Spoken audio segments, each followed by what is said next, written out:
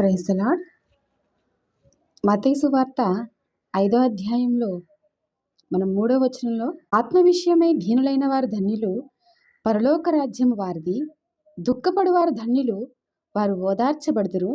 సాత్వికులు ధన్యులు, వారు భూలోకమును స్వతంత్రించుకుందురు. నీతి కొరకు ఆకలి దప్పులు గలవారు ధన్యులు, వారు తృప్తిపరచబడుదురు. కనికరము గలవారు ధన్యులు, వారు కనికరమును పొందుకుందురు. హృదయశుద్ధి గలవారు ధన్యులు, వారు దేవుని చూచెదరు. సమాధానపరచువారు ధన్యులు, వారు దేవుని కుమారులు అనబడుదురు.